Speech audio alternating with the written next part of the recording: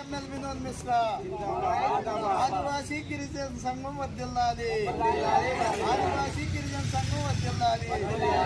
ఆదివాసీ గిరిజన సంఘం వర్ధిల్లాలి. ఆదివాసీ గిరిజన సంఘం వర్ధిల్లాలి. గిరిజనుల సాగులో ఉన్న కొండపడి భూములు పట్టాలు ఇవ్వాలి. నా పేరు మాత దుర్గాప్రసాద్. మాది వంతాడ గ్రామం, ప్రతిపడ మండలం, కాకినాడ జిల్లా.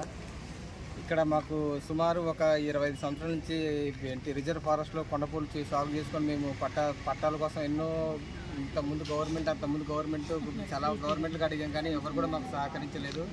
మాకు ఇది గిరిజన సంఘం గణేష్ గారి ద్వారా మేము పట్టాల కోసం మేము రీసెంట్గా ఒక 6 months బ్యాక్ పెడితే దీనికి చాలా మటుకు మాకు పట్టాలనేది ఎందుకు అవ్వట్లేదు, అది అబ్జెక్షన్ మరి దీనివల్ల అవుతున్నాయి మాకు తెలియట్లేదు. మేము ఎన్ని కలెక్టర్ ఆఫీసు స్పందనలో పెట్టాం, తర్వాత ఎంఆర్ఓ గారి దృష్టిలో పెట్టాం, తర్వాత ఆర్డీ గారి దృష్టిలో పెట్టాం, ఐటీడీలో దృష్టిలో కూడా పెట్టాం. కానీ మాకు పట్టాలు కూడా సాగిసిన కొండపూడి పట్టాలకి మాకు పట్టాలు ఇవ్వట్లేదు. మరి ఇక్కడ మాకు సాగిసిన కొండపూడి పట్టాలు ఇవ్వటం దానికి మైనింగ్ లీజులకు మరి గవర్నమెంట్ ఎలా సహకరిస్తుంది నాకు అర్థం అవ్వట్లేదు.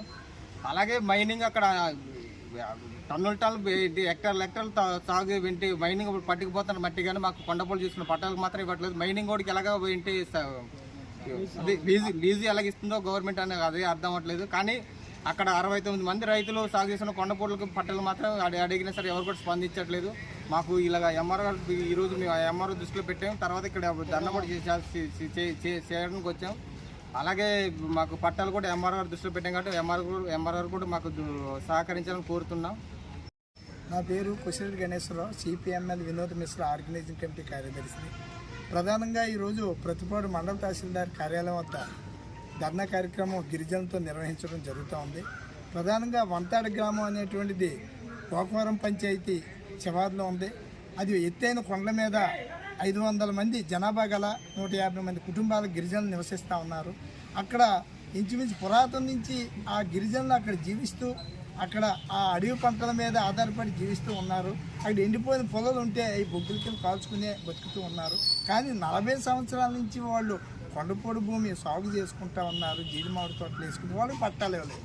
ఏంటి పరిస్థితి అంటే అక్కడ ప్రధానమైనటువంటి ఖనిజ సంపద ఏదైతే ఎర్రమట్టి లాటరైట్ ఏదైతే ఉందో అది కోట్ల లక్షలాది విలువ రూపాయల ఖరీదైనటువంటి దాన్ని ఈ యొక్క దోపిడీ వర్గం ఈ యొక్క పాలకులు దోచుకోనకు చూస్తున్నారు తప్ప అక్కడ ఉన్నటువంటి గిరిజనులకి కనీసం అక్కడ రోడ్లు కానీ ఆరోగ్యకరమైనటువంటి హాస్పిటల్ కానీ అక్కడ మంచినీళ్ళు కానీ సీసీ రోడ్లు కానీ ఏమీ లేవు.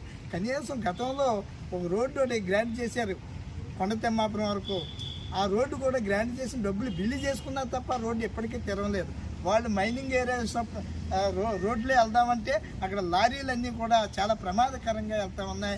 అక్కడ ప్రమాదంలో మనం ఏ ప్రమాదానికి గురవుతామో మనం నిత్యం సామాన్లు తెచ్చుకునే ప్రాంతం ఏంటంటే ఏలాసం వాళ్ళకి దగ్గరగా ఉంటుంది. కనీసం రోడ్లలో కనీసం అక్కడ వాళ్ళు సాగు చేసుకునే భూములకి పట్టాల్లో ఏంటి పరిస్థితి అనేటువంటిది విషయానికి వచ్చేసరికి అక్కడ ఎవరైతే మైనింగ్ అధికారులు ఉన్నారో వాళ్ళందరూ పాలక వర్గానికి అనుకూలంగా ఉంటూ ఏదో పట్టాలు రాకుండా చేస్తూ ఉన్నారు.